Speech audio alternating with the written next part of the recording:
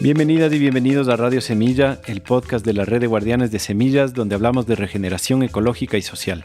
Yo soy Felipe Álvarez y hoy les tengo una invitada que para mí es súper especial porque es mi familia, es mi suegra, María del Carmen Vázquez. Y no la he invitado porque sea mi suegra, sino que la he invitado porque es para mí una de las voces con más autoridad en el mundo sobre este tema de la crianza con amor y respeto. Es directora de la Fundación AMI, que lleva 20 años trabajando con la primera infancia, con niñas y niños y familias vulnerables, y antes de eso ya tenía también más de 20 años de experiencia en la Fundación Educativa Pestalozzi, que fue ella junto con otro grupo de gente pioneros en esto, ¿no? En enfrentarse a una situación en donde la educación ha estado secuestrada por el Estado con metodologías y procesos totalmente invasivos, homogenizadores y problemáticos, por decirlo menos. Y yo veo día a día cómo ella se consagra con toda la devoción a este trabajo de acompañar a niñas y a niños desde el respeto a sus etapas de desarrollo, desde la preparación de los ambientes, desde los límites claros, pero nunca desde la condescendencia y desde la superioridad del adulto, sino realmente es un acompañamiento que yo no he visto en ninguna otra parte y que María ha conseguido contra viento y marea sostener este trabajo con una coherencia realmente ejemplar. La Fundación AMI ha tenido la generosidad de aliarse con nosotros y ofrecer a nuestros miembros gratuitamente el documental Grandir, que es un documental que se hizo sobre la fundación, es un documental bellísimo y va a estar disponible en la carpeta de recursos a la que tienen acceso nuestros miembros, junto con las otras cosas tan bonitas que tenemos en esa carpeta, que son libros digitales, guías, mapas, recetarios, juegos, a la que los miembros de Radio Semilla tienen acceso, así como también tienen acceso a los beneficios que nos ofrecen los proyectos aliados, que son descuentos en sus productos y servicios, algunos físicos, algunos virtuales, muchos en Ecuador, pero muchos también en otras partes del mundo. Así que por favor, vayan a radiosemilla.com/apóyanos, ahí van a encontrar las opciones que tienen para convertirse en miembros, van a ver también ahí la lista de beneficios que tienen al convertirse en miembros, ahí tienen la oportunidad de acceder a estos beneficios y estas carpetas, pero también de ayudarnos a sostener este trabajo porque ese programa de membresías es la única fuente que tenemos de financiamiento hoy por hoy, así que les invito a que entren en la web y consideren hacer un aporte mensual o anual para ayudarnos a sostener este trabajo. También vamos a hacer en este mes, y seguramente se convertirá en algo recurrente, unos conversatorios aquí en Cotacachi, en la Fundación AMI, con María del Carmen Vázquez, para profundizar más en estos temas de crianza respetuosa, para poder hacerle preguntas directamente, y también para algunas personas, ¿por qué no?, a ver si pueden venir y participar de este proceso de acompañamiento a sus niños. Van a encontrar en las notas del episodio los enlaces. Les agradezco muchísimo por su audiencia, muchísimas gracias también por sus mensajes de apoyo, por la buena onda que nos mandan desde todas partes del mundo. Por favor, también suscríbanse en cualquier plataforma de podcast en la que nos escuchen. Síganos, suscríbanse, califíquennos si es que su plataforma lo permite. Y más que nada, compártanlo con la gente que conocen, porque el boca a boca ha sido la herramienta para que este podcast se expanda. Nosotros no hacemos publicidad ni campañas de marketing, así que recomiéndanos a tus familiares, a tus amigos y de esa forma también nos ayudas. Gracias otra vez por escucharnos. Un abrazo grande. Chau, chau.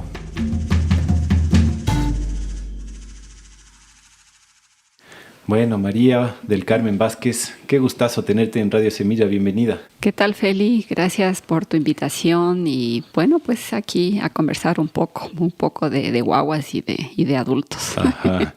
Bueno, le cuento al público, tal vez ya lo mencioné en la introducción, pero María es mi suegra, la mamá de mi esposa, la abuela de 2 de mis hijos, y conversamos de estas cosas muy a menudo, pero tal vez no lo suficiente. Así que hoy me encanta sentarme contigo a seguir explorando más que tal vez es el tema más fundamental para la regeneración social, que es la crianza de los niños, ¿no? Y el acompañamiento a los niños. Así que estoy emocionadísimo por este episodio. Pero primero, como siempre, te queremos preguntar un poco de tu vida, de dónde vienes, de dónde eres, dónde naciste. ¿Nos quieres contar un poquito? Claro, con gusto. Bueno, vengo de una familia numerosa, tanto por el lado de mis ancestros como por el lado de de mis padres como cercana familia, y soy solamente yo que he parado un poco con esto de la procreación porque solamente tengo 2 hijas.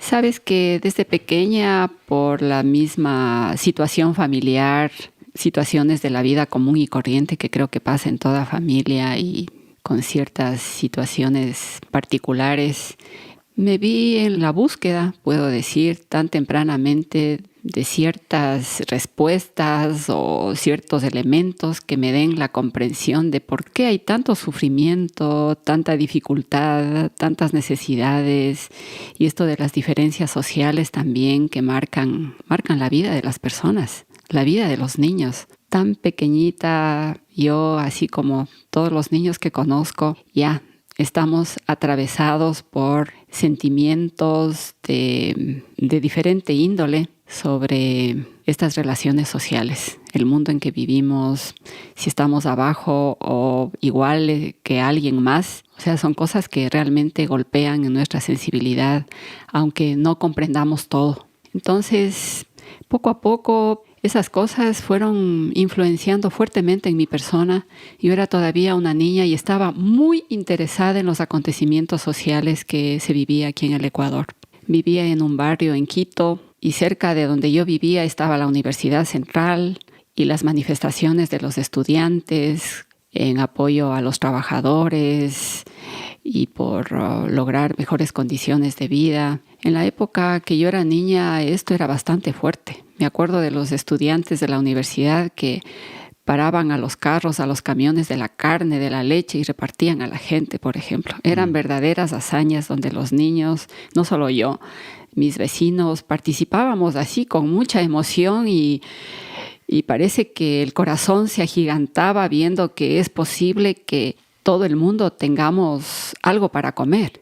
Era algo que con el paso del tiempo se fue incorporando esto desde otros ángulos. Y bueno, entonces yo estaba muy cercana a estas protestas sociales.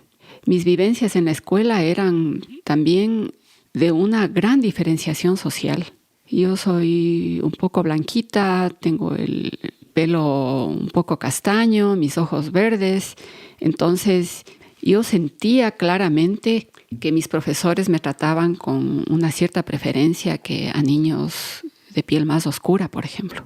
O sea, tan pequeña yo ya tenía este sentimiento de que, o sea, bueno, no sé de qué estoy dotada, que por eso me tratan de una manera preferencial, podríamos decir. Y al mismo tiempo no me gustaba, porque, bueno, marcaba también como una distancia con las personas. Y conforme fui creciendo, fui viendo que lastimosamente la situación aquí en nuestro país es de un racismo impresionante, marcado por toda nuestra historia, por la cultura que atraviesa este tipo de relaciones. Entonces, cuando ya estaba adolescente, me interesé mucho en los movimientos sociales. Siempre estuve muy cercana a las luchas sociales y a las organizaciones sociales. Toda mi vida ha estado enfocada prácticamente en este horizonte. Y esta era una época interesante también social y políticamente en Quito y en el Ecuador, ¿no? Estamos hablando como de que inicios de los 80s estaban como naciendo un montón de movimientos, también un montón de represión por otro lado. ¿Cómo era? Sí, a nivel internacional mismo, o sea, mucho cuestionamiento, las guerras por la independencia, por ejemplo, la de Vietnam. Entonces sí tenían gran repercusión aquí. La influencia de la Revolución Cubana también era bastante fuerte. Organizaciones de izquierda con otro pensamiento y muchas ganas de socialismo y de todo para todos. Bueno, eso en una mente joven, ágil de pensamiento y que ve tantas diferencias, entonces eso caló muy bien en mí. Sin embargo, poco a poco fui dándome cuenta que no era solamente de hablar en un discurso bonito y de ser alentados por otras experiencias, sino que también tenía que ver mucho lo que cada uno es capaz de hacer. Entonces, yo tan temprano en mi vida ya fui mamá y esto todavía con más razón me llevó a interesarme más cómo puedo yo desde María del Carmen, realmente contribuir para que mis hijas no crezcan con un sentimiento de tal vez de inferioridad, de rechazo, de controversia social, ¿no? Sino, o sea, cómo lograr realmente ambientes adecuados para ellas. Gracias a mis hijas es que realmente sigo todavía en esta orientación, y gracias a mis preocupaciones de niña que justamente se entrelazan con las de todo niño, creo yo. Ya a mis 17 años ya estaba yo sobre rieles, en informarme cómo pueden ser los cuidados para un niño pequeño, cómo puedo lograr tener un buen parto. Era una época muy difícil socialmente, sobre todo en Quito. Simplemente no habían parteras. Había que estar en el campo, pienso yo, para haber logrado dar a luz en casa. Sin embargo, a pesar de esas limitaciones, logré tener unos excelentes partos, muy feliz de tener a mis hijas sanas y que yo también me encuentre con toda la capacidad mental y amorosa para poder tratarlas de la mejor manera. Sin embargo, sí, poco a poco me di cuenta que las referencias que yo había tenido en mi propia familia eran muy importantes, sí, de base, de mucho afecto, mucho cariño, pero también no solo eso era necesario para criar a las guaguas, sino también conocer un poco más, cómo hacer un esfuerzo consciente en la educación de mis hijas fue un desafío sumamente importante. Y bueno, pues hasta ahora estoy en ese desafío, aunque mis hijas ya son adultos, ya tengo nietos grandes y pequeños, pero es algo que todavía no termina para mí. Cada vez, como decía Mafalda, cuando tenía todas las respuestas, se me presentaron otras preguntas, ¿no? Entonces, siempre estoy viviendo eso. Ajá. Y cuéntame qué pasó ahí cuando tú, digamos, ya fuiste mamá. ¿Te diste cuenta de que estos movimientos sociales y todo eran interesantes, pero tenías que hacer un paso más práctico y más coherente? ¿Qué hiciste? Tuve, creo yo, una suerte grande en la vida de haberme encontrado con amigos entrañables que fueron mis maestros al mismo tiempo y mis compañeros en tantas comprensiones y en el asunto práctico para un buen trato a mis hijas. Y sí quiero nombrar con mucha emoción realmente y reconocimiento a Mauricio y Rebeca Bild. Les conocí a ellos todavía jóvenes todos, yo tenía apenas 17 años, antes mismo de que nazca mi hija. Gracias a unos amigos nuestros de la familia, les encontramos, yo y el padre de mis hijas, ¿no? Y bueno, apenas nos conocimos, esto resultó extraordinario. Sus percepciones, sus maneras de ver la educación de los niños y desde pequeños, realmente iban totalmente con mis ideas y mis ganas de hacer cosas y de emprender nuevos caminos y no sujetarme a la educación tradicional, que también me ha ocasionado algunas dificultades. No quisiera nombrarles exactamente en este momento, puede ser que salgan a lo largo de esta conversación, pero esto de pensar en un niño alegre que crezca con un sentimiento profundo y claro de sí mismo y que para esto logre desenvolverse con autonomía y espontaneidad es algo que realmente me cambió totalmente la vida. Y eso les debo mucho, mucho a Mauricio y a Rebeca. Ellos venían, eran un poco mayores para mí y venían de experiencias muy importantes en otros lugares del mundo. Ellos conocían a Montessori, a otros pensadores modernos muy importantes, y algo que siempre aprecié de ellos fue su gran generosidad para compartirnos sus conocimientos, sus libros, sus inquietudes. Y creo que algunas personas que pasamos por el PESTA nos nutrimos fuertemente de esta experiencia. ¿El PESTA te refieres al Pestalozzi? Sí, al Pestalozzi, a la Fundación Educativa Pestalozzi. Ahí nos juntamos un grupo de padres que no queríamos que nuestros hijos pasen por las mismas experiencias difíciles de la educación tradicional. Queríamos hijos sanos mental y físicamente.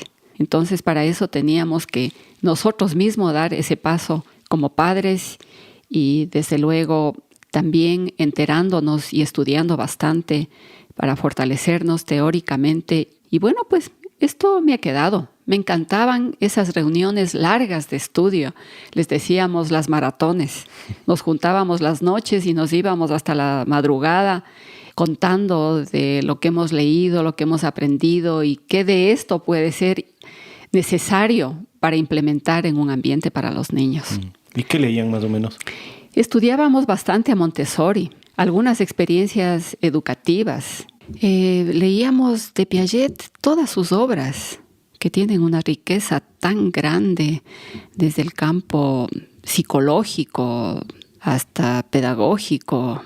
También estudiábamos a Arthur Janov, un eminente científico dedicado a la psicología profunda, increíbles aportes al conocimiento de los procesos internos del organismo. También leíamos a Bruno Bettelheim, a Sheldrake, Alvin Toffler con su famosa obra El shock del futuro, que aunque haya sido escrita hace mucho tiempo, pero es tan vigente. Este hombre visionario nos alertó de los problemas no solamente a nivel individual, sino a las grandes tragedias sociales frente a situaciones y a entornos que no van con la vida. Estudiábamos también a Schumacher, Edward de Bono, Alexander Neal con su escuela maravillosa. Creo que es una de las precursoras realmente de las escuelas libres.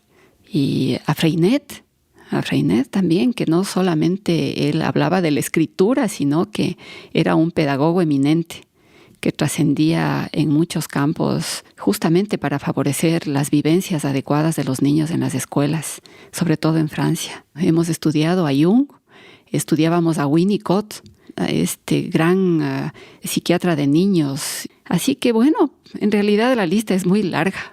A Rousseau, al mismo Pestalozzi, descubriendo tantas incongruencias también, porque toda la gente que conocemos ahora como precursores de una nueva educación, de un nuevo paradigma, también eran seres humanos como nosotros, que también cometieron errores y todo, y en la práctica demostraron ser tan capaces y de reivindicarse, de reivindicar esas cosas difíciles que tal vez pudieron haber pasado con sus propios hijos, y bueno, pues que han aportado al mundo gran conocimiento para nosotros ahora darnos ese lujo de poder expresar de una manera amplia y muy concreta. Aquí, por ejemplo, en la Fundación AMI, que hemos creado desde hace 20 años y donde recibimos a niños y niñas con sus madres y sus padres en general y sus familias, también vienen abuelitas, ¿no? Los recibimos para compartir con ellos lo que hemos aprendido a lo largo de todo este tiempo. Antes de entrar en eso, ¿nos quieres contar un poco cómo resultó el Pestalozzi y cuál fue su historia? Porque ahí fueron décadas de trabajo sostenido, ¿no? Y me imagino que pasaron un montón de diferentes etapas y tuvieron resultados inesperados. No sé, ¿nos quieres contar un poco la experiencia del Pestalozzi en general? Bueno, es una experiencia muy rica y yo trataría de hacer una síntesis, pero básicamente el Pestalozzi comenzó por necesidad de Mauricio y Rebeca frente a su hijo mayor que estaba en el colegio suizo y que se dieron cuenta que las experiencias en este colegio iban convirtiendo a su hijo en una persona menos alegre. Entonces, bueno, después tuvieron a su segundo hijo y no querían pasar por la misma situación. Y bueno, y no eran solo ellos en realidad, porque también, como mencionaba, habíamos otras familias que estábamos en la misma situación. Aunque mi primera hija estaba por nacer, pero yo estaba muy pendiente. Quería con todas mis fuerzas de que, conociendo todo un montón de cosas que cuestionábamos, realmente podamos ofrecer conscientemente en un trabajo de una gran calidad ambientes adecuados para nuestros hijos. Entonces éramos algunas familias que nos juntamos para este trabajo. Y bueno, aparecieron muchas dificultades, porque había gente también que sin conocer el Pestalozzi no estaban de acuerdo y sentían como una amenaza para esas prácticas tradicionales. Entonces, como siempre, hay cosas y gente, sobre todo, que frente a posiciones nuevas y guiados por sus miedos, sus temores, sus inseguridades, lanza cosas que no van con lo que realmente es. Pero ¿cuáles eran, por ejemplo, los paradigmas que estaban rompiendo? O sea, ¿qué es lo que estaban haciendo tan diferente ahí que no se hacía en las escuelas? Por ejemplo, acercarnos a la situación real de los seres vivos. La biología nos aportó muchísimo este conocimiento y la neurobiología también. O sea, conocer esas leyes que han facultado la realización de la vida en nuestro planeta y a diferentes niveles. Entonces, ¿cómo siendo nuestros hijos seres vivos podían estar exentos de estas posibilidades? Entonces, hablar en otros términos no estaba bien para la educación tradicional, que solamente procrea soldaditos que ciegamente cumplan las instrucciones de las autoridades y pongan en práctica para los niños. Exactamente con el mismo fin de que obedezcan y hagan lo que otras personas quieren. Justo acabo de ver una caricatura al respecto, justo antes de venir acá. Hay un caricaturista español que se llama El Roto, que es buenazo. Y era una caricatura de un estudiante agachado escribiendo un papel y decía: los exámenes, no importa lo que escribas, lo que importa es que agaches la cabeza. Sí, qué trágico. Y la realidad es peor. Y bueno, pues las familias que se acercaron a esta experiencia educativa también tenían dificultades en sus propias familias, con los abuelos, con los primos, los hermanos, que realmente tenían otra perspectiva educativa, otra visión del mundo y del crecimiento de los niños. Y bueno, encontrarse con otra posición en todo aspecto, porque esta situación de favorecer ambientes adecuados para el desarrollo de los niños tiene que obedecer a un dogma, a algo preestablecido, sino justamente cómo favorecer la libertad de los niños, sus experiencias en libertad.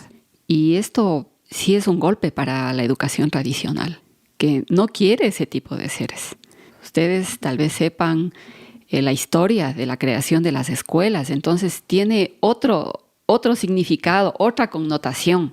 Era algo así como en Prusia, ¿no? Me parece como para crear trabajadores. Para la industria. Para la industria. Claro. O sea, fue con esos fines que se crearon las escuelas, para meter ahí a los hijos de los obreros, para seguir educándoles, amaestrándoles para obreros y para obedecer y para trabajar. Para homogenizar buenos trabajadores. Claro.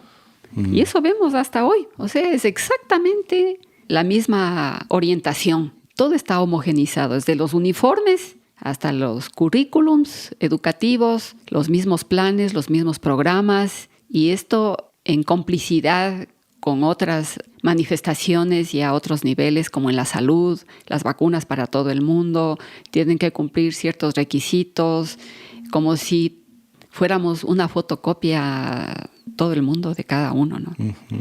Entonces, sí, era una posición y sigue siendo una posición muy polémica, esta de favorecer que los niños logren cumplir con sus etapas de desarrollo, por ejemplo, que logren expresar su verdadero sentir y ser apreciados y apoyados por los adultos para seguir su propio ritmo, hacer caso a sus profundos sentimientos y personales sentimientos. Entonces son cosas que poco a poco la educación y las circunstancias han ido alejando de esta naturaleza del ser humano, que no es así, que más bien somos entes que merecemos circunstancias adecuadas para vivir, y sobre todo nuestros hijos pequeños que nos dan estas oportunidades a nosotros también de poder ubicarnos un poco más en esta circunstancia real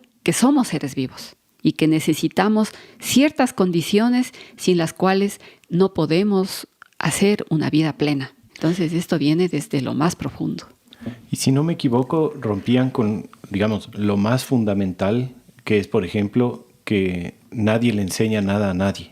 Los acompañantes adultos no les enseñan a los niños ni a leer, ni a escribir, ni a hacer matemáticas, ni nada, sino que solo propician ambientes adecuados y materiales adecuados y límites claros para que los niños aprendan lo que sientan en ellos mismos que necesitan, ¿no es cierto?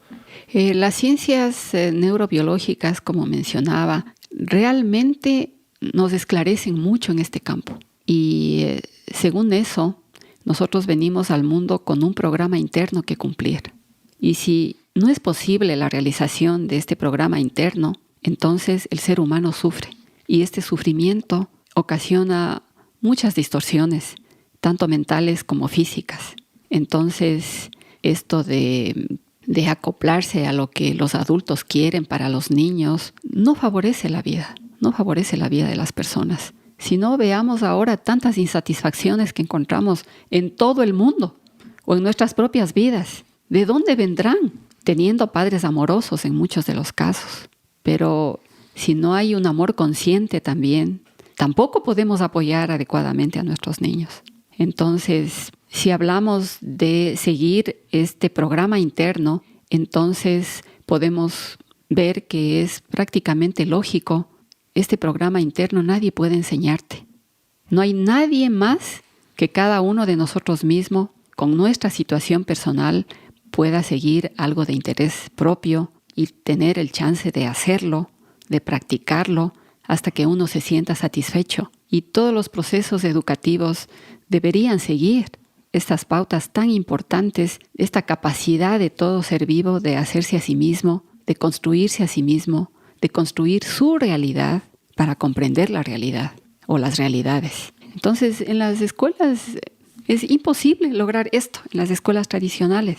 Entonces, en la vida práctica, lo que hemos hecho en el Pestalozzi y lo que hacemos ahora en la Fundación AMI es esto, favorecer con condiciones que faciliten este despertar del niño, este autoconocimiento, esta autorregulación en ambientes que no tengan peligros activos ni el peligro de adultos directivos que estén molestando a los niños, diciéndoles lo que tienen que hacer, controlándoles. Entonces, sí, esto nosotros vemos que es totalmente factible y que evidentemente los niños crecen con alegría y con gran seguridad personal. Con respecto a esto de que los seres vivos se hacen a sí mismos, le puedo recomendar a la gente que a la primera temporada hicimos un episodio con Ronald Sistek, que era un homenaje a Maturana. Y ahí hablamos bastante de la autopoiesis, ¿no? Que es este concepto de que los seres vivos se hacen a sí mismos. Y que rompe con es otro paradigma que se rompe tal vez el más importante, ¿no? De que la escuela normal ve a los niños como una cosa vacía a la que hay que llenarle de conocimientos adultos, ¿no? O sea, como que hay un montón de ciencias y cosas que los niños no saben y hay que llenarles su cabeza de esos conocimientos. Y este otro concepto rompe con eso en el sentido de que ve a los seres vivos como que ya vienen con un programa interno de lo que necesitan aprender, ¿no? Como la semilla de un árbol que no necesita de ningún estímulo para saber que va a ser un árbol. Es decir, ya tiene la información adentro de alguna forma. Ahí está en la primera temporada, le recomiendo a la gente que lo escuche.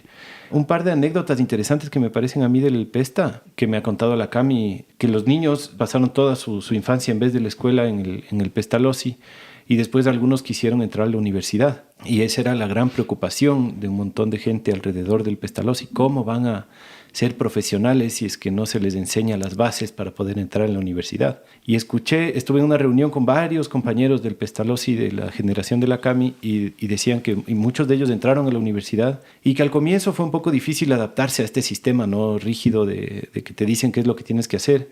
Y en el primer semestre pataleaban, en el segundo semestre pataleaban, pero en el tercer semestre ya eran como el mejor estudiante de la clase. Y a mí me parecía interesante esto. Fueron por lo menos 3 testimonios así, ¿no? De que fue difícil al comienzo y después se convirtieron en los mejores estudiantes. Y yo me ponía a pensar por qué será, ¿no? Y me imagino que esta capacidad de conocerte a ti mismo, qué es lo que quieres y qué es lo que quieres hacer sin que nadie te esté diciendo qué es lo que tienes que hacer. Me imagino que te permite mucho mejor encontrarte con la capacidad de estudiar lo que quieres, ¿no? De romper con esta idea de que somos unos subordinados al profesor o a la institución o al Estado mismo, ¿no? Sino que es medio como tú encontrarte contigo mismo y con lo que tú quieres y conocerte Y eso me parece lo más valioso de todo. O sea, con esa herramienta puedes emprender cualquier cosa. Y bueno, muchos de ellos también contaban que después se salían de la universidad porque les parecía un absurdo tener que dedicarse a una cosa tan específica, con obligaciones tan específicas y con métricas tan específicas,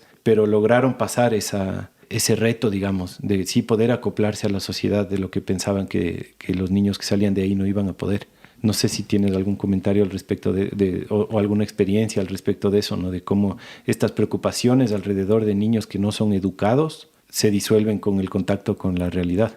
Bueno, sí, la experiencia del PESTA ponía en jaque, podemos decir, al sistema educativo tradicional, y quienes sufrían a primerazo los impactos eran los inspectores de educación. Cada vez que venían al PESTA a hacer sus recorridos, venían ya con la intención de siempre poner una clausura. Porque no se cumplía con los parámetros rígidos que tenían para los establecimientos educativos. Entonces, siempre vivimos en eso. 12 años vivimos en la ilegalidad, entre comillas, de no acoplarnos al sistema tradicional. Sin embargo, gracias a este bagaje teórico de conocimientos y de materiales ofertados a los niños como realidades concretas también, los recursos con los que se disponía eran tan interesantes que finalmente, después de algunas horas de conversación, de discusión con los inspectores educativos, se iban como más tranquilos y pensando que valdría la pena hacer ese trabajo en todas las escuelas. Pero esto era siempre una molestia por un lado, pero bueno, poco a poco nos fueron conociendo. Hasta que llegó un ministro de Educación interesante que había viajado bastante y con otras ideas. Y bueno, pues los mismos inspectores y algunos padres de familia muy preocupados de qué va a hacer con sus hijos después si ya se hacen más grandes y no tienen un título o algo, se encargaron de hacer las gestiones necesarias con este ministro hasta que hicimos en el PESTA un seminario con profesores, inspectores, directores de escuelas y de colegios, no solamente de Quito, hubieron algunas personas también de otras provincias, y fue algo extraordinario porque pudimos expresarles por qué es importante este tipo de educación para los niños, basados en una libertad que no era libertinaje, y con muchas posibilidades que los niños puedan interactuar con su entorno de una manera propia y de ahí provocar situaciones también para su vida y para los demás. Entonces, sí, es una de las anécdotas importantes del PESTA. Y sí, habían muchos padres, no solamente pocos, pero que estaban muy preocupados cuando sus hijos iban creciendo, justamente por todo el legado que ha dejado la educación tradicional en este sentido de valerse de papeles, de títulos que respalden lo que somos, aunque la gente muchas veces no está capaz para ejercer tal o cual profesión o no sé qué cosas que acreditan los títulos. Pero bueno, se llegó a esto. ¿Y qué hacían después? Los niños que estaban en el PESTA, si los padres querían cambiarles de colegio, llevaban todos los informes que nosotros hacíamos de una manera descriptiva de cómo se desenvolvían los niños, y en el ministerio les ponían números, sin conocer al niño, sin haber interactuado nunca con nosotros directamente o con los padres, y les ponían una calificación, y con eso ya hicieron como un pasaporte para ingresar a cualquier colegio. Y evidentemente, en base a esta situación, muchos chicos ingresaron a la universidad sin ningún problema. Pero también hubieron otra parte de padres que no estaban de acuerdo con esto, que estaban muy conscientes de todo este teatro para incluirse en la sociedad, entre comillas, pero no era porque el PESTA era una isla o era una burbuja, ¿no? Porque los mismos niños, los mismos jóvenes se encargaban de hacer tantos contactos. No he visto personas tan sociables como estos chicos del PESTA, y de una manera linda, o sea, entrañable, muy sana y muy respetuosa. Respetuosa en el sentido de justamente de considerar al otro como una persona diferente. fueron experiencias muy lindas gracias a este criterio de libertad en las relaciones sociales también. No había nada cerrado en el Pesta. Entonces aparecían los primos, los amigos de otros colegios, de otros lugares, jugaban fútbol con otros chicos de otras instituciones, se participaba en algunos paseos, en algunas actividades que los mismos chicos del Pesta organizaban con los otros de otros establecimientos, por ejemplo. O sea, para nada una educación de este tipo implica un aislamiento social, pero también había un interés muy grande de los niños y jóvenes del Pesta en relacionarse con otros niños. O sea, una cualidad innata, propia como ser vivo, de relacionarse con otros y de una manera que era totalmente espontánea y profunda. No ese tipo de relaciones que, bueno, te haces amigo, le pones una sonrisa y no, sino en el plano de las convivencias que ellos tenían, al menos de lo que yo pude apreciar, que había así una gran fraternidad, algo muy, muy estrecho, ¿no? Y que hasta ahora, al menos entre los chicos evidentemente que crecieron desde pequeños y siguieron esta trayectoria, hasta ahora se llevan como verdaderos hermanos. Y esto pasaba no solamente con los chicos del Pesta, sino también con chicos que estaban ya en otras instituciones. Entonces, sí, esto habría más bien facultades para que, conociendo la situación personal y los límites de cada uno y las potencialidades de cada uno, se atrevan a iniciar o intervenir en estas exploraciones también sociales a diferentes niveles. Qué increíble esa experiencia. A mí me parece de las cosas más valiosas que ha pasado en nuestro entorno. Tú, después del Pesta, decidiste fundar la Fundación AMI. ¿Nos quieres contar cómo fue esa transición? ¿Por qué decidiste hacer la Fundación AMI y qué hacen? Bueno, antes de incursionar en la Fundación AMI, hicimos un lindo viaje a Manaos con los chicos del Pesta, desde los que tenían 12 años y a otros que incluso ya habían algunos salido hace poco del Pesta, que ya tenían más de 20 años, y con algunos adultos, algunos padres de familia también. Entonces, en este viaje sucedieron cosas muy importantes en la vida de cada uno de los que estuvimos en esa experiencia, y a raíz de ese viaje decidí realmente iniciar mi camino ocupándome de niños más pequeños. Entonces llegué a un momento que, bueno, la experiencia en el Pesta también me había nutrido intensamente y me sentía como capaz de ir con mi mirada y mis acciones hacia el lado de los niños más pequeños. En esta trayectoria en el Pesta vi que el niño a los 2 años mismo ya tenía definida su vida. Y esto me impactó muchísimo. Después era muy difícil lograr una sensibilidad también, no solamente del niño, sino de los padres, y seguir otros procesos diferentes, muy cercanos y apegados a lo que normalmente tendría que considerarse un proceso educativo con respeto y cariño. Entonces veía mucho sufrimiento en los niños más grandes, en las familias, en los adultos, y bueno, considerando mi situación personal en mi familia, de dónde viene tanto sufrimiento, yo pensé que realmente tenía que remitirme hacia las etapas más tempranas del crecimiento de una persona. Y ahora sigo confirmándome esto mismo. Sigo pensando, y no soy la única, hay tantas personas que sostienen esto, tanta gente que ha estudiado tanto y ha hecho tanto, que los primeros años de la vida realmente son el cimiento de nuestra trayectoria por esta tierra, y que ahí se establecen las bases de nuestra configuración tanto personal como social y de nuestro aporte al paso por este mundo. Entonces, investigué muchas cosas, tenía conocimiento del Instituto Loxi de Budapest, fui allá en varias oportunidades a conocer esa experiencia extraordinaria. No conocí personalmente a Amy Pickler, pero conocí a sus colaboradoras cercanas.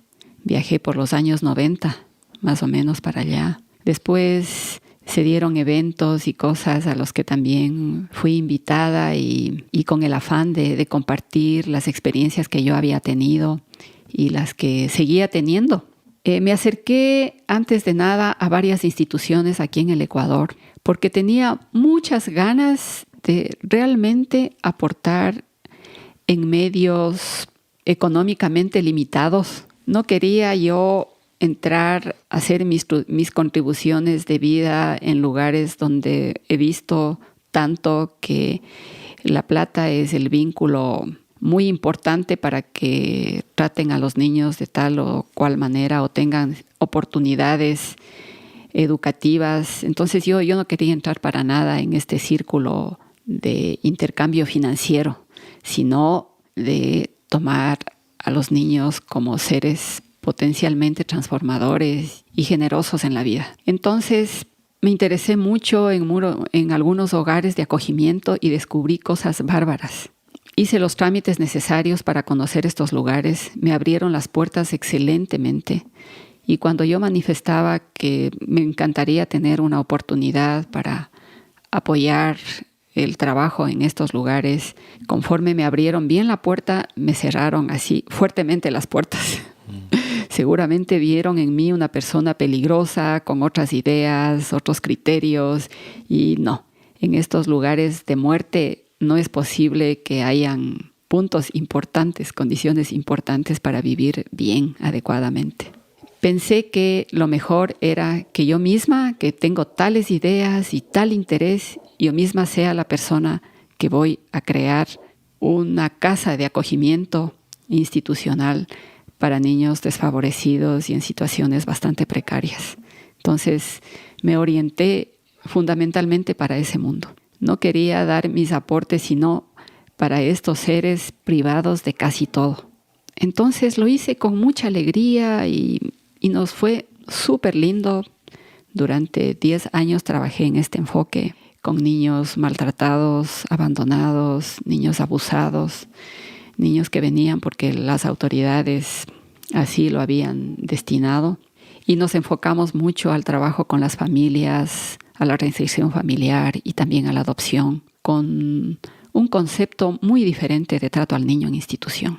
Entonces fue una época bastante difícil porque el sistema judicial aquí en el Ecuador también, igual que el educativo, eran muy adversos a las situaciones reales de los niños. Sufrí mucho, pero prefiero que yo haya sufrido antes que la penuria de estos niños que recibíamos hubiera continuado. Sin embargo, había siempre el otro lado de la gran satisfacción de ver a estos niños enseguida acercarse a un proceso de desarrollo adecuado, de adquirir una salud en todos sus aspectos y de, expresar una personalidad muy sólida para también enfrentar nuevos retos difíciles en su vida.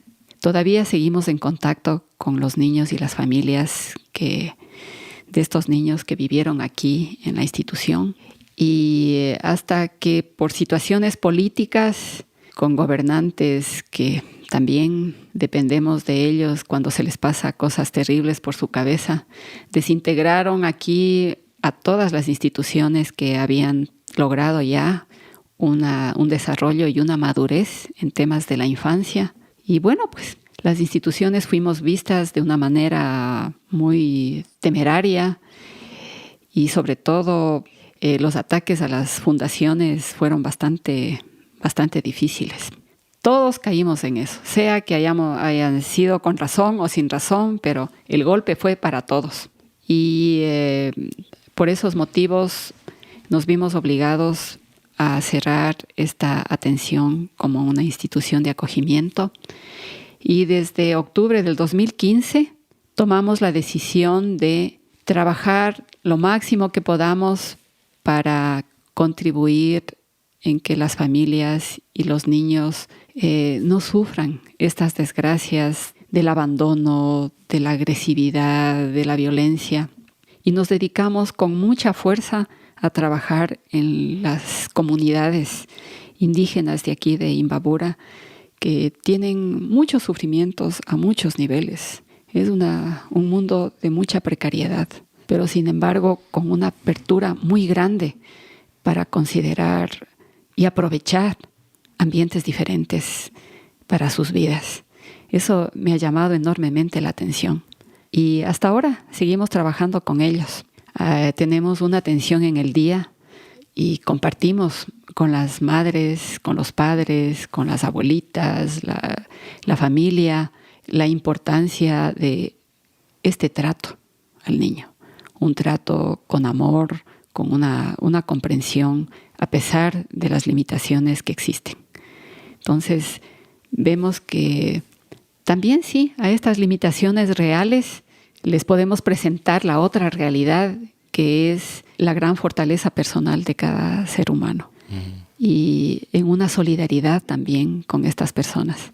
Y esto nos ha permitido incursionar todavía más fuertemente en la actividad educativa y demostrarnos que sí es posible esto aquí en nuestro país, porque antes parecía una cosa de Budapest o de la Unión Soviética o de otras realidades, ¿no? Pero aquí vivimos en un ambiente de campo donde hemos puesto como primeros recursos para el crecimiento adecuado de los niños la naturaleza, los elementos de la naturaleza, el agua, la tierra, las plantitas, los animales, con todos los animales que surgen de aquí, de esta misma naturaleza, tantos seres vivos que hay.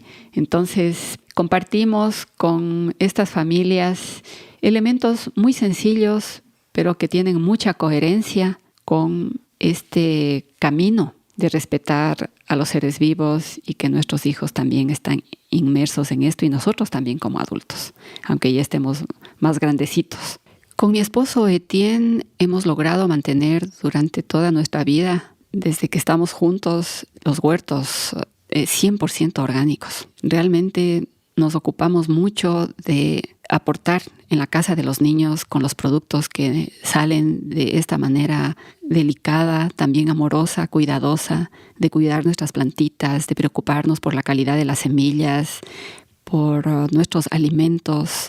Y bueno, esto lo compartimos no solamente con los niños, sino también con sus familias. Y desde luego con mi familia también. Entonces eso tratamos de mantenerlo al máximo. O sea, todo puede pasarnos, pero el cuidado a nuestro jardín está en primera plana realmente. También la calidad de nuestras construcciones. Pensamos mucho en los intercambios de energía, en favorecer a nuestros organismos. Queremos favorecer con vivencias en ambientes saludables, hechos con madera, con materiales adecuados y naturales de aquí de la zona. Este fluido de energías tiene que darse y existe. Entonces nosotros creemos mucho en esto porque lo vivimos y nos sentimos saludables. No somos personas que estamos todo el tiempo con los médicos, por ejemplo. Y bueno, contribuir con ambientes de paz, de tranquilidad, es también preocuparnos de la manera como vivimos. Y compartimos también mucho de esto con nuestras familias. En sus limitaciones económicas y de otra índole, bueno, siempre está presente también algo con lo que podemos aportar para que sus casitas cada vez tengan mejores condiciones para su vida, para su tranquilidad también. Entonces, nosotros hemos creado ambientes para ocuparnos de la temprana infancia. Le hemos puesto todo nuestro empeño. Y digo le hemos puesto porque no he sido solo yo. Tengo un equipo de trabajo extraordinario de personas que vienen de las comunidades que hablan quichua, hablan el mismo idioma de las personas que vienen acá. Y estamos orgullosos que estas madres y estos niños vienen por cuenta propia, no porque nadie tenga que empujarles a que vengan o convencerles de algo. Entonces nosotros no somos evangelizadores de nadie y creemos que esto es de una riqueza muy grande que la gente guiada por su propia situación, su verdadero interés, venga, llegue hasta acá y compartamos esto que conocemos sobre el mundo de los niños y también el mundo de los adultos. Uh-huh. La Cam y yo somos unos de esos adultos que por cuenta propia acudieron a que nuestros hijos ahí participen pues, de ese proceso que realmente yo puedo dar fe de lo poderoso que es. Y una de las cosas que me parece interesante conversar es cómo, como dices, los niños no necesitan ser educados, pero los adultos Sí.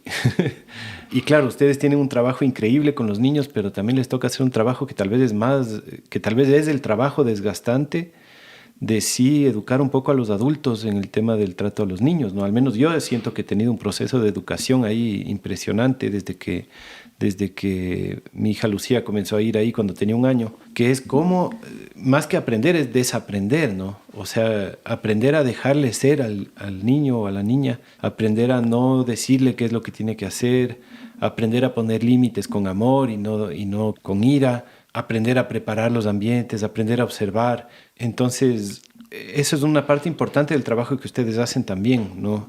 ¿Cómo es trabajar con los adultos para que puedan relacionarse mejor con sus hijos y sus hijas? Sí, es una pregunta que me parece muy importante. Bueno, en primer lugar, todas las personas que llegan a la fundación son muy bien recibidas. Nos sentimos muy alegres cuando alguien viene. Y cuando vienen los niños, bueno, cambia todo. Trabajamos en base a principios.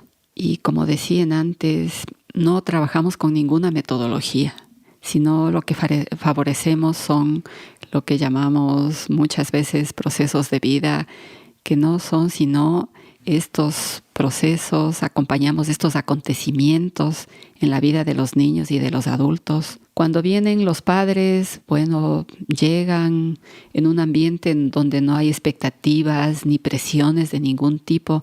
Entonces podemos ser como somos, expresarnos como somos sin acudir a representaciones de no sé qué tipo, a una doble moralidad, a ponernos máscaras de no sé qué. En un ambiente de esta naturaleza, donde los seres humanos están por encima de todo, con el respeto a sus necesidades y a sus posibilidades, ¿no? Entonces, ¿qué hacemos nosotros? Llegan las madres o los padres con sus niños, los niños enseguida ya saltan a todas las cosas que encuentran y poco a poco no saben qué hacer. Sin embargo, siguen ubicándose, encontrando algo de un interés y vamos observando con los padres esto. Vea, a su niño le gusta esto, veo que le satisface esto, cómo coge las cosas, cómo hace. Entonces comenzamos a compartir con los padres estas observaciones a los niños. Y también en ciertos momentos, si es necesario, podemos decir algo a los padres. Por ejemplo, que aquí en este lugar no gritamos a los niños o no les halamos, no les llevamos, no les empujamos a que hagan tal cosa.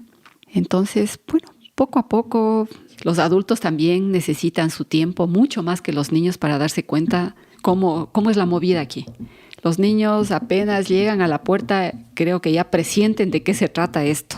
Los adultos sí, más lentos, con toda una carga a todos los niveles, por muchas cosas de la vida, toman su tiempo. Y bueno, tratamos de que estas sugerencias que hacemos a los adultos no sean tampoco una carga para ellos. O sea, a una carga poner otra, no funcionan las cosas.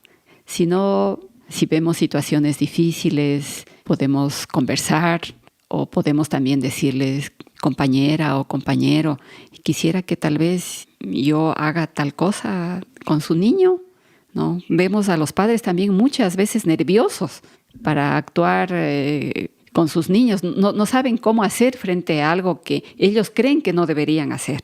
Entonces, generalmente ellos nos aceptan y ahí comenzamos a relacionarnos con los niños y ahí ellos pueden observar y si quieren puede ser otro referente o no. No tenemos la expectativa de que los adultos hagan lo mismo que nosotros.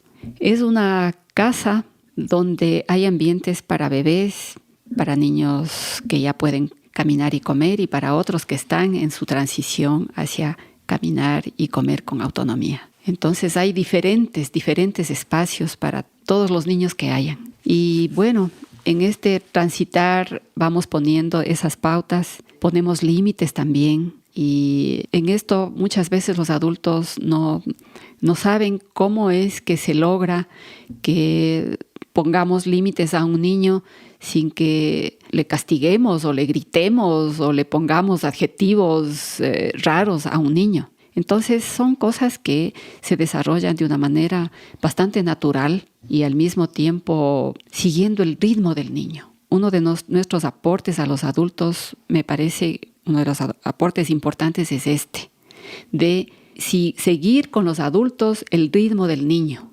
Ellos han destinado ese tiempo para acompañar a su niño. Entonces sentimos que ese acompañamiento debe ser esto, exactamente esto, un acompañamiento. ¿Qué es acompañar? Sino ponernos como en la piel de otro y seguir con él lo que él necesita, apoyarle para que sus descubrimientos sean adecuados, se sienta protegido, se sienta seguro, con las cosas necesarias, con el cariño, las atenciones, la comida, que no hayan cosas que se improvisan de repente y esto puede causar unas alertas inadecuadas en los niños y que pueden ellos también reaccionar de una manera tal vez violenta, agresiva y que pueden perturbar a otros niños o a sus mismos padres. Vemos en algunas ocasiones que los niños sienten alguna inseguridad de los padres, de los adultos y reaccionan de una manera agresiva también con los padres. Y bueno, pues ahí nuestro ambiente es de mucha calma. Creo que yo he logrado también en mi vida una gran calma gracias a este ritmo propio de los niños. Tal vez hablo ahora exactamente con esa calma que puede caracterizar este hecho consciente de no perturbar al niño, de darnos el tiempo como adultos para ver qué es lo que le regocija a él, qué necesidad tiene, cómo toma tales cosas, cómo coge las cosas, cómo se relaciona con el ambiente, con los otros niños, con sus propios padres. Entonces sí, es un ambiente de mucha observación y de estar muy cercana con los niños, de corresponder a los momentos diferentes de su desarrollo, que corresponde realmente a esa construcción de su lógica, de su manera de pensar y de ver el mundo, desde las cosas más simples e instintivas, pasando por etapas de desarrollo cada vez en su relación con el entorno de una manera diferenciada, con aspectos, con variables constantes y otras que cambian, muy diferenciadas, y así construyendo sus percepciones, su inteligencia, su razonamiento, poco a poco, ¿no? Y todo este proceso nosotros compartimos con los padres aquí, en el lugar, y con mucha cercanía también a este sentimiento creado por la falta de referentes adecuados, de socialización entre padres e hijos, donde en la relación se manifiesta mucha violencia también. Entonces los padres ya quieren tales y cosas y les ponen nerviosos a los niños y los niños les ponen nerviosos a los padres y surgen situaciones inadecuadas. Entonces en ambientes de calma, como mencionaba, donde no hay la expectativa de que nadie funcione o reaccione como otros quisieran. Entonces, esto sí es posible. Y bueno, en esas circunstancias también podemos entrar a otro tipo de compartir con los padres otras situaciones de apreciación sobre el desarrollo de los niños. Aunque parezca raro compartir esto, cosas de Piaget, de otros pensadores, de Milner, de Neil, de otros, compartir esto con personas tan sencillas de la comunidad. Bueno, pues esto sí es posible hacer en esta casa de los niños. Lo hablamos por las cosas prácticas que suceden en el momento y que nosotros comprobamos que sí, las cosas suceden así por tales y tales motivos que vamos descubriendo y que también ya estamos alertados por los estudios también que realizamos y hemos realizado. ¿Nos quieres contar un poquito más sobre los límites? ¿Cómo se pone un límite con respeto, con amor, sin chantaje, sin amenazas? ¿Y cuándo se pone un límite? Porque entiendo que esa es una de las cosas claves en el trabajo que hacen y es de las cosas que más nos cuesta a los papás. Entonces tal vez nos puedes contar un poco más sobre los límites, también pensando en que puede haber papás que nos están escuchando y mamás que están sin saber cómo poner límites a sus hijos. Las experiencias de castigo y de límites absurdos también de parte de los adultos que han tenido que ver en nuestras vidas de una manera o de otra, sí nos ha dejado una huella bastante profunda. Sí, hace falta mucho reflexionar que la vida no es posible sin límites. El hecho mismo de que seamos seres que tenemos membranas a varios niveles, membranas físicas, intelectuales, emocionales, a todos los niveles, o sea, ya nos hace pensar y nos ubica que los límites realmente son parte fundamental de la vida. Y comprender esto y llevarlo al plano de la vida con los niños es básico. Ponerle límite a un niño, a una niña, es una contribución muy importante en su proceso. ¿Qué quiere decir esto? Que los límites son concebidos fundamentalmente para lograr entornos adecuados y armoniosos, para saber que todos podemos sentirnos con ese derecho a situaciones de tranquilidad en tales ambientes, en tales lugares, en tales circunstancias, y otros donde podemos hacer tales y otras cosas, ¿no? Entonces, los límites nos contribuyen mucho a ubicarnos tanto personalmente como socialmente y lograr una convivencia que facilite este desarrollo y esta vida de cada uno. Hablamos de una armonía y en realidad es así. Si realmente tenemos las cosas claras, que no vamos a interrumpirle a un niño porque me da la gana, sino porque realmente está haciendo algo que no es adecuado, entonces es muy importante para ese niño para enfrentarse a su situación personal, porque el niño es así en esta época. Él es el centro del mundo. Entonces todo gira en torno a su interés, sus circunstancias, su visión. Entonces es doloroso para un niño también una experiencia de un límite. Por ejemplo, si un niño quiere entrar con las botas de lodo a la biblioteca, entonces nosotros decimos que, bueno, no entramos con botas a este lugar. Puede ser que ese niño tenga una experiencia dolorosa con esto, que si él es la persona que está generando eso y de pronto ubicarle en una circunstancia a otro nivel, donde hay otras personas que también tienen que ver y tienen otras maneras de hacer las cosas, entonces sí es como una confrontación, podemos decir, a esta actitud instintiva, egocéntrica, necesaria también para la vida, para ubicarse en este mundo. Pero también en cada momento de desarrollo del niño, los límites también son diferentes, van evolucionando conforme el niño. Entonces esto hace que este enfrentarse a un límite no sea algo penoso, no corresponda a un malestar que le genere al niño consecuencias inadecuadas, sino más bien todo lo contrario. Si es algo que está a la altura de su circunstancia, de sus criterios, de su lógica,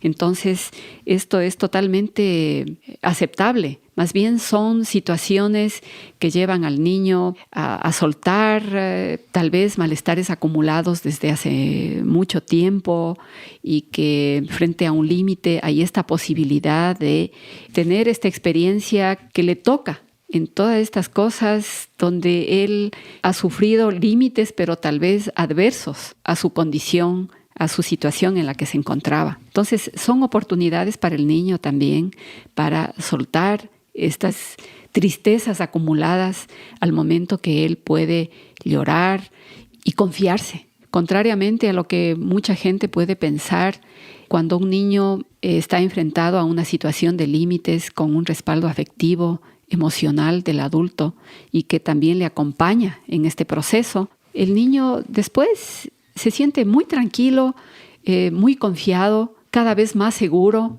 más claro con las cosas que tiene frente a él, frente a sus decisiones.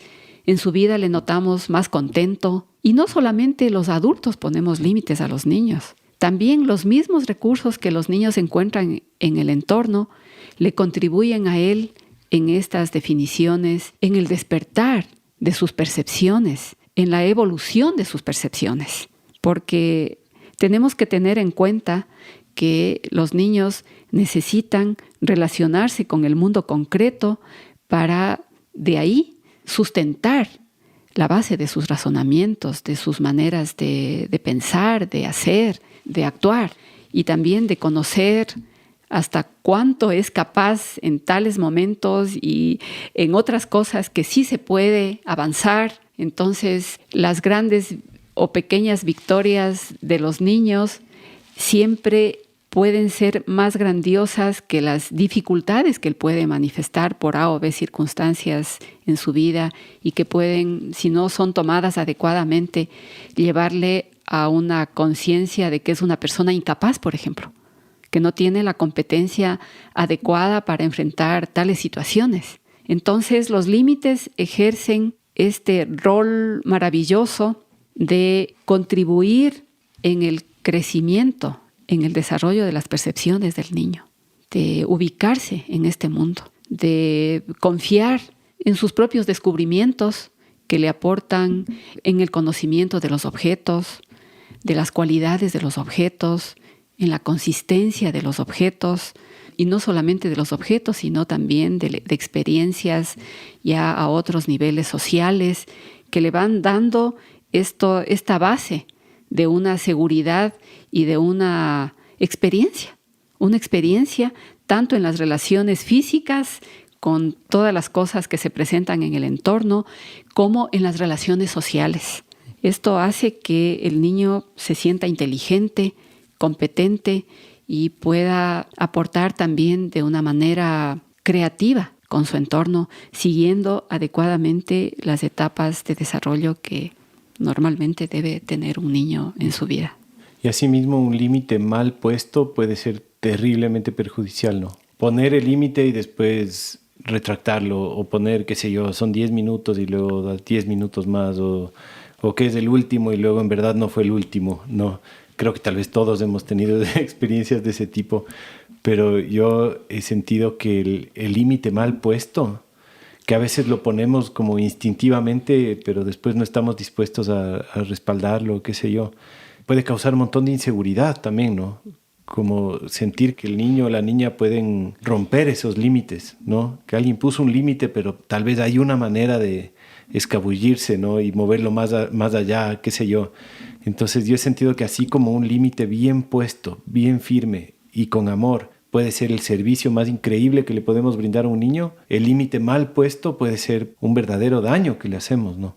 Bueno, estas inconsistencias de los adultos realmente son muy difíciles para los niños y son inconsistencias a muchos niveles. No son solamente frente a los límites, sino frente a su propia vida, a su propia percepción como persona, como ser humano y también frente al mundo. Entonces sí, aunque el organismo humano está con una facultad siempre para situaciones diferentes, imprevistas, pero el niño necesita de una base de bastante estabilidad.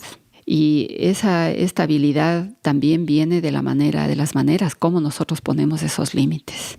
No solamente la estabilidad surge de las rutinas que pueden tener los niños, de situaciones bien definidas en el tiempo, bien concretas, para que ellos también puedan orientarse y utilizar su verdadero tiempo, ¿no? Los niños también tienen esta facultad de organizar su tiempo, no solo los adultos. Entonces, si hay situaciones frente a los límites que ponen en inseguridad, entonces evidentemente que el niño va a desconfiar de esto.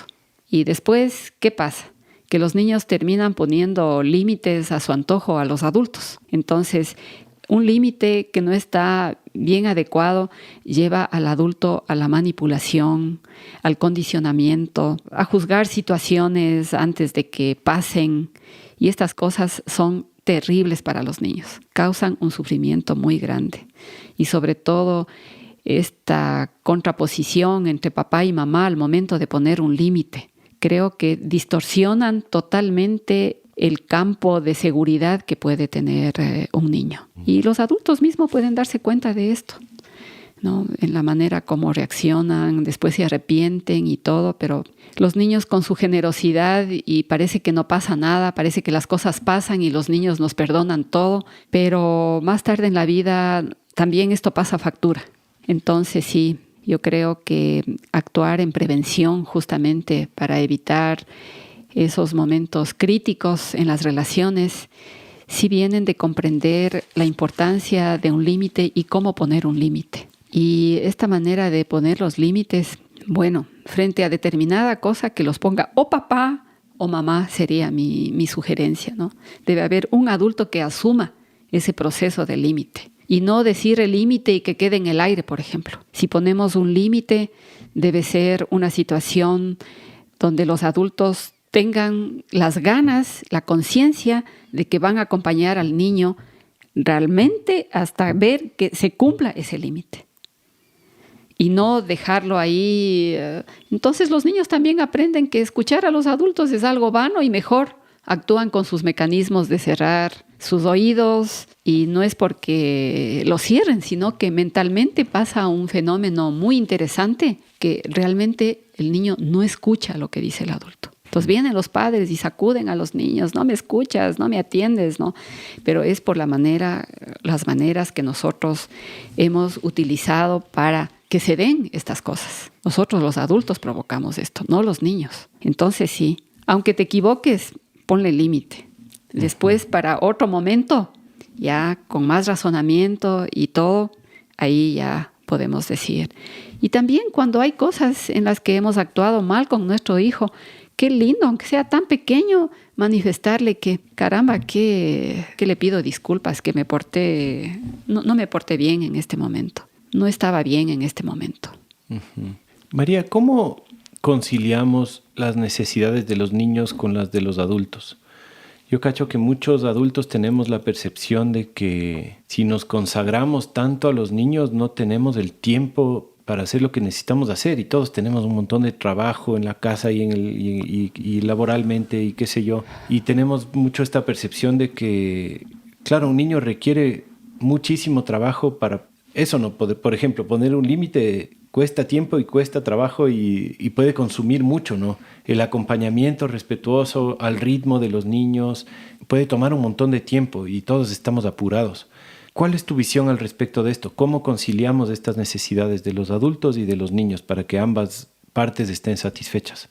María Montessori, en algunos de sus libros, ella ha mencionado que el ambiente familiar, el rol de los padres es como el del aeropuerto, donde vienen los avioncitos, toman el combustible, las cosas necesarias, ven que todo esté funcionando bien, lo eléctrico y lo mecánico, y bueno, y alzan el vuelo y se van. Entonces, me gusta esta imagen porque es bastante clara, podría decir, ¿no? Si los adultos que tenemos niños no actuamos con este rol de realmente aportarle a nuestro hijo o hija esta seguridad básica y el cariño necesario, el amor necesario que necesita para despegar y hacer sus propias acciones, entonces sí, vamos a tener niños bastante demandantes todo el tiempo, no importa si te vas al baño, si hablas por teléfono, si recibes a la visita, van a estar siempre, siempre demandando atención. Y no solamente a los padres, sino a cualquier persona con la que se encuentren. Y estas situaciones son bastante arriesgadas para la vida de un niño. Entonces, lo que quiero mencionar con esto es que, en realidad, los niños no requieren que estemos con ellos todo el tiempo, porque nuestra naturaleza, el programa interno del niño mismo, demanda él tener las oportunidades, él mismo, él solo, para construirse a sí mismo. Tener este tiempo, estos ambientes, estos recursos, estos objetos para interactuar él solo. No necesita la intermediación del adulto. Entonces, las inseguridades, pienso yo, de los adultos llevan a muchos niveles de estrés en la relación con los niños. Una de estas es el miedo a que el niño se enferme, el miedo a que el niño coma cosas que no debe comer. O sea, el adulto está bombardeado de tantos miedos que no permite que el niño tenga estas experiencias autónomas y espontáneas en su relación con el entorno. Esto no permite que el niño también explore el frío, sienta cuando debe ponerse un saco, algo, porque el niño no es un ser insensible. Lo que pasa es que, por ejemplo, ahorita que topé este asunto de la temperatura, los niños realmente tienen otra temperatura. otra temperatura que no pasa solamente por las venas, sino pasa por lo emocional, por el instinto, por la satisfacción, por muchas cosas. Entonces, puede un niño estar en este momento que yo tengo frío con su saquito y bueno, pero el miedo de los adultos está ahí. Se va a resfriar, le va a dar gripe, le va a dar amigdalitis, le va a dar un montón de cosas. Entonces, esos miedos hacen que los adultos realmente estén sobre los niños todo el tiempo. Y esta es la propia soga que uno se pone al cuello, digo yo, ¿no? Porque es la misma inconformidad de uno mismo que no deja vivir a los niños. Y además estás ocupado evidentemente con tu trabajo, con tus desafíos de adulto. Si no dejas al otro vivir en paz, ¿cómo puedes tú vivir en paz? Si te apropias de la vida del otro. Porque nuestros niños al mismo tiempo no son nuestros niños, como decía Khalil Gibran, ¿no? Son hijos de la vida. O sea, es así. O sea, ¿cómo le podemos reconocer al niño como esta persona que es capaz también de tener su tiempo, de hacer sus propias cosas y nosotros podemos atenderle en los cuidados, sí, profundamente, aunque sea poco tiempo, pero muy concentradamente y además en cada niño, no en todos los niños. Si tenemos 2, 3, ¿cómo puedo dedicarme a Pablito? A él, como Pablito. Puedo dedicarme a Alicia como Alicia. Cada uno con su nombre, con su manera de ser, darle un tiempo, pero que sea intenso, que realmente el niño sienta que nosotros estamos con él. Y evidentemente que hay otro tipo de actividades más sociales, de familia, a otro nivel. Pero básicamente cada niño se nutre mucho de nuestras atenciones hacia él, no hacia todos los hermanos. Cuando atendemos a todos, es como que no se nutre nadie, sino es una atención que debe ser individualizada, particularizada, ¿no? Al momento de la comida, a los momentos del aseo, al momento de acompañarle a dormir al niño, al momento de cambiar su pañal, al momento del baño. Bueno, son momentos que tenemos ese privilegio de estar muy cercanos al niño y que podemos consagrarnos a estas actividades en todo lo posible, que tanto yo me nutra en esa relación como el niño también. Entonces, un niño bien nutrido en estos momentos, que no es todo el día, entonces este niño también puede desplegar sus actividades propias, como este avioncito que recogió todo el combustible necesario para hacer sus vuelos y tener otras experiencias. Uh-huh. Entonces, eso yo recomiendo mucho a nuestros niños, realmente tratarlos como estas personas extraordinarias que son y que merecen nuestra atención.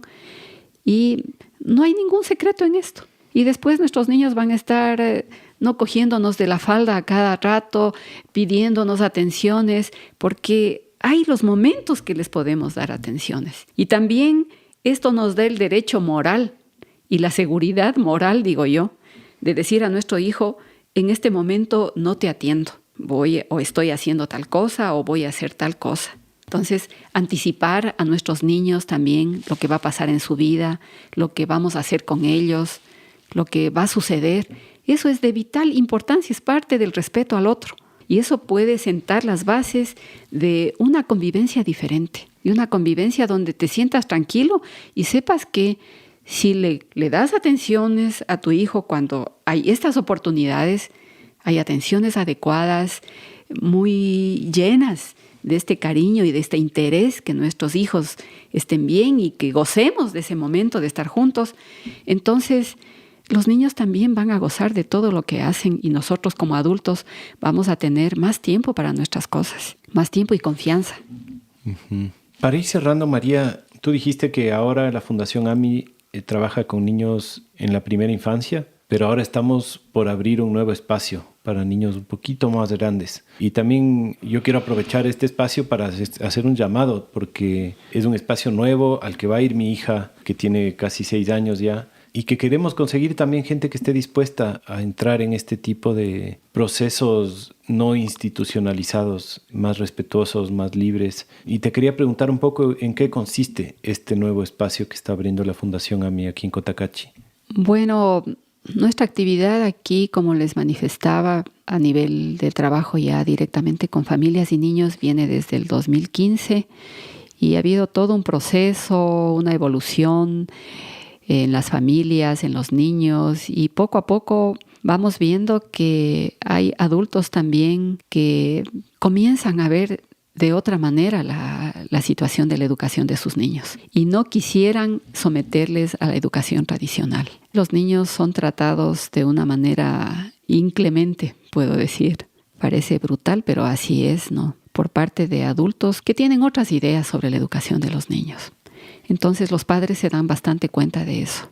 Ven una gran diferencia entre sus hijos mayores que no vinieron acá cuando eran pequeños a la fundación y ahora están más grandes y ven bastantes dificultades en sus hijos mayores y que sin querer, no creo que ese es el ánimo, pero hablan haciendo un referente entre los hijos mayores y los menores, de que ven a sus hijos menores como más pilas, más despiertos, colaboradores y bueno, ven en ellos tantas lindas cualidades y les vemos con una gran confianza en sus niños que realmente ellos quisieran quedarse más tiempo aquí, quedarse más tiempo compartiendo con nosotros estos ambientes adecuados para sus niños. Entonces, estamos correspondiendo a este interés, ¿no? De padres que quisieran que sus hijos continúen aquí y los niños que también no quieren irse a otra escuela. Los niños quieren seguir viniendo acá a la fundación. Entonces, estamos concluyendo la creación, la implementación de un nuevo espacio para niños que podrían ir más o menos entre los 5, los 7 y 8 años por el momento. Entonces, esto está muy lindo aquí, como les mencionaba, en un ambiente natural donde hay cosas muy interesantes y bueno, conociendo estos intereses de los niños en cada época de su desarrollo. Entonces le hemos puesto mucho énfasis para los niños de esta edad. Y si hay personas, hay padres de familia que todavía no han puesto a sus hijos en ninguna escuela y que quisieran conocer nuestros espacios, nuestro enfoque educativo, con gusto podríamos recibirles. Estamos organizando unas jornadas de conversatorios para justamente compartirles nuestra visión sobre la educación de los niños en esta época y de visitar nuestras instalaciones. Y tenemos algunos temas que nos resultan a nosotros mismos muy interesantes y básicos para llegar a la comprensión de las necesidades auténticas de los niños en cada momento de su desarrollo. Y sobre todo con este nuevo espacio de los niños entre los 5 y los 8 años de edad. ¿Qué pasa? ¿Qué pasa en esta época de la vida? ¿Qué piensan los niños? ¿Cómo es su situación interna y externa? ¿Qué necesitan para nosotros como adultos poder hacer los esfuerzos para poder comprenderlos y tratarlos como se debe? Entonces, hay todo un mundo de conocimientos y de cosas muy concretas. Nosotros aquí uno de nuestros roles importantes es filtrar las teorías, las que nos sirven para vivir bien en nuestras relaciones con nuestros niños. Y gracias a eso, con este gran aporte teórico que tenemos, este bagaje también y de experiencias en todos estos años que hemos trabajado con niños y familias, es que nos lanzamos a esta experiencia de la que ya tengo yo conocimiento, porque yo antes de la construcción de la Fundación AMI en el Pestalozzi trabajé también desde niños pequeños hasta adolescentes y con padres de familia también. Entonces tenemos las capacidades y los conocimientos como para poder implementar y tratar a nuestros niños de estas edades de época preoperativa a la altura de lo que conocemos de sus necesidades y posibilidades. Uh-huh. Así que en eso estamos y les invitamos con gran interés también a juntarse a este grupo de adultos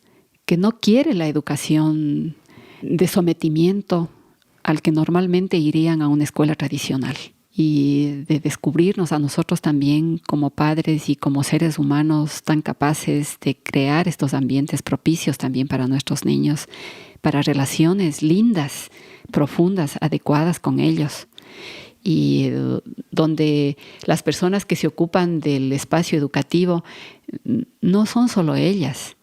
Es algo que convocamos a hacer juntos, esta tarea tan enriquecedora, ¿no? ¿Qué es lo que hacemos ahorita con las madres que les contaba y las familias de las comunidades? No somos solo nosotros. Sí, apoyamos, acompañamos, sobre todo eso, acompañamos procesos. Y dentro de esto, los adultos también tenemos un rol extraordinario y como padres ahí juntémonos. Eso sería la alternativa, ¿no? Cómo crear comunidades educativas realmente que estén al servicio de la vida, de nuestras reales satisfacciones y no para contribuir con ese engranaje de dominio y sometimiento al que estamos condenados o están condenados la mayoría de seres humanos en el mundo. Totalmente. Y claro que la gran mayoría de nuestros oyentes no está en Cotacachi, incluso en Ecuador, pero yo sí creo que así como al Pestalozzi acudían familias que viajaban de todo el mundo porque era una experiencia tan especial y tan particular, porque qué más importante que la crianza y el acompañamiento a los niños, que puede haber unas pocas personas que nos oigan que pueden estar en cualquier parte de este continente que se animen a cambiar sus vidas por acudir a un llamado tan especial. Y yo te digo, no creo que es solo una alternativa al sistema tradicional de educación, sino que también es una alternativa a las alternativas. Que un montón de escuelas se llaman Montessori, se llaman Waldorf, se llaman un montón de cosas, pero que casi la mayoría terminan adaptándose a este engranaje para poder cumplir con los pensums y las cosas que exigen los ministerios de educación, etcétera, y que van secuestrando un poco estos nombres, pero al final solo usan unas cuantas herramientas, pero terminan participando de estos currículums, de estas mallas curriculares, y que si bien se diferencian en algunas formas, terminan funcionando en el mismo engranaje que el tradicional. Así que yo me atrevo a decir que esta experiencia que hay aquí es una de las pocas joyas que hay en el mundo, tal vez, en donde es muy auténtico el acompañamiento y no la directividad, ¿no? El acompañamiento y no el sometimiento. Entonces, yo si estuviera en otra parte del mundo, creo que me vendría por esto. Así que ese es no solo el llamado a la gente, sino también de alguna forma la felicitación a ti y al equipo que hace la Fundación AMI y el trabajo increíble que hacen de estas pocas experiencias que aunque sean pocas, yo creo que valen oro. Así que eso, María, te agradezco un montón por todo el trabajo que has hecho en todos estos años y que sigues haciendo, y te agradezco mucho. No sé si quieras dar unas palabras finales tal vez a nuestra audiencia antes de despedirnos. Muchas gracias, Feli. Sí, nuestros niños y niñas son esas semillitas preciosas para la vida del mundo, no solamente para ellos mismos, sino para todos. Y me alegra siempre que hayan adultos que piensen realmente en otro enfoque para la vida de sus hijos. Hablo de aspectos educativos diferentes, de otro paradigma realmente. Ese paradigma que respeta la vida, la conciencia de la gente, el sentimiento de la gente y sobre todo la libertad, de personas que amamos la libertad y que la libertad es indispensable en todo lo que hagamos. Y lo que pasa aquí es estamos hablando de una libertad con responsabilidad. Al momento que nos enfrentamos a hacer cosas tan profundas que nos gustan y todo, que tenemos ese gusto, esos recursos para hacerlo, también estamos pensando siempre, y nuestros niños también, en que hay una responsabilidad también frente a eso. O sea, si no crecemos como seres libres y responsables, que van de la mano estas dos cosas, ¿no? La libertad y la responsabilidad. Entonces, no sé cómo podemos ubicarnos en el mundo. Entonces, vale la pena realmente proteger a estas semillitas, darles lo mejor posible con el abono más grande de nuestro afecto, y que ese afecto sea dado de una manera incondicional, sin chantajes, sin presiones. Esa es la libertad, de querer al otro de una manera franca, decidida, no por lo que tienes, sino por lo que eres. Eres un ser vivo y por lo que puede generarse en todo esto, o sea, dando una apertura realmente a considerarnos en lo más profundo de nuestro ser, de nuestra especie, que es ese ser amorosos, ser potencialmente afectivos. Sin esto podemos morirnos.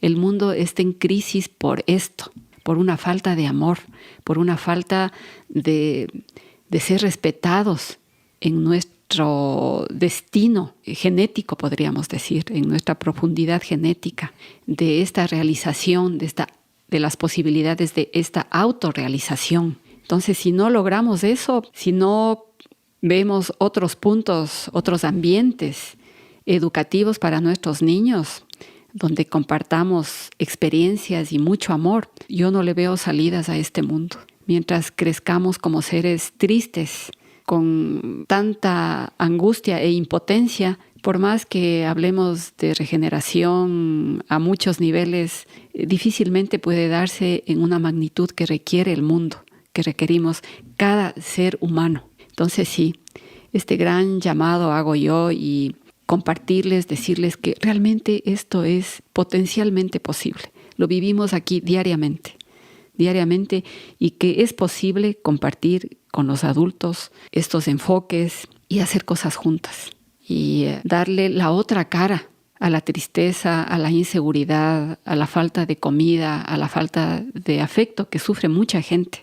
Entonces no podemos ir con la misma moneda y nuestra salvación son nuestros niños, porque ahí no solamente que rescatamos a nuestros niños, sino que rescatamos nuestra relación y nuestro potencial en el presente para otros momentos. O sea, rescatarnos como esos seres que tenemos ese potencial para vivir bien, para gozarnos de la vida y no para sufrir infamemente porque otros quieren que vivamos así, quieren ganar de eso. Entonces, crear ambientes de buenas relaciones, adultos-niños, vale la pena y eso pasa, sí, por algunos sufrimientos también personales, porque también arrastramos mucha tristeza por muchos motivos, pero que también los niños nos dan esta oportunidad de curarnos, de retomarnos como estas legítimas personas que somos en la convivencia. Si no, ¿dónde vamos a hacerlo? Entonces sí, los niños nos dan este maravilloso campo, estas oportunidades tan grandes de replantearnos cosas que hemos vivido y como tú mencionabas al inicio, también de desaprenderlas. Cómo despojarnos de todo esto que es una carga para nuestra vida, para nuestras emociones, para no llevarnos bien con nuestra misma pareja o con los otros. Entonces, ahí hay una reserva importante, creo que es la más importante en el mundo, que son nuestros niños, con su espontaneidad, con este alegrarse de la vida frente a cada cosa.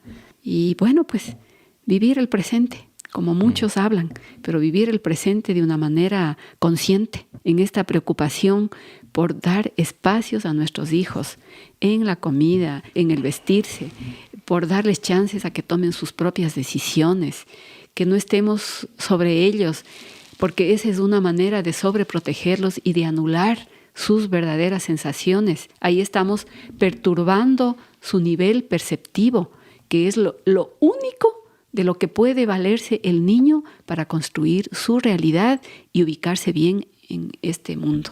Entonces sí, que abramos los ojos y nuestro corazón también y comprendamos, apoyándonos también en otros. Por ejemplo, a mí me encanta mucho conversar sobre estos temas con los padres de familia. Seguro que hay muchas de estas personas en otros lugares. Del PESTA mismo han salido muchas semillitas. Hay compañeros y compañeras que he tenido que hacen lindos trabajos, cosas increíbles. Y qué bueno poder compartir esto que nosotros hemos tenido el privilegio de conocer y de desarrollarlo a muchos niveles. Y bueno, pues apoyarnos mutuamente. Somos vehículos pedagógicos también, si queremos verlo desde ese lado, ¿no? Para compartir con otros, aún con el médico. Nosotros aquí en nuestro trabajo también nos vemos empujados, podría ser, a compartir nuestros criterios, nuestra manera de ver la educación de los niños, la salud mental de nuestros niños. ¿Cómo protegemos la salud mental de nuestros niños? Tenemos que compartirle también con el médico. Aunque tenga sus ideas muy clavadas y muy rígidas, pero bueno, también hay otras ideas en el mundo Entonces, propiciar ambientes adecuados para el desarrollo de los niños permite esto, crecer con constantes y variables, y no creer que las verdades son absolutas, y pensar siempre y tener presente que hay personas que piensan diferente a nosotros, y que no porque piensan diferente a nosotros no valen la pena, sino cómo podemos vivir en un mundo tan diverso de una manera muy libre, creativa y responsable, ¿no? Entonces, si crecemos en esto y estamos nutridos de estas ideas y sentimientos, entonces el mundo claro que va a ser diferente, ¿no? Es lo lógico. No hay ser humano que se sienta mal y se porte bien. Las personas se portan mal porque realmente en su vida hace falta algo muy importante. Y en la vida de los niños pasan cosas que pueden perturbar esto. Los niños pueden perderse con tantos problemas de los adultos, peleas de los adultos, confrontaciones críticas entre los adultos. Entonces sí, abrirnos a esas consideraciones y cuidar, proteger a estas semillitas maravillosas. Tremendo mensaje. Muchas gracias, María, gracias por concedernos esta entrevista y gracias también a toda la audiencia por escucharnos. Un abrazo grande, gracias. Gracias a ti también, Feli. Grandes abrazos a todos. Chao, chao. Chao, chao. Si te gustó este episodio, si lo encontraste valioso, si aprendiste algo, por favor considera convertirte en miembro y hacer un aporte mensual a Radio Semilla, que esa es la manera en la que nos sostenemos. Entra a radiosemilla.com/apóyanos.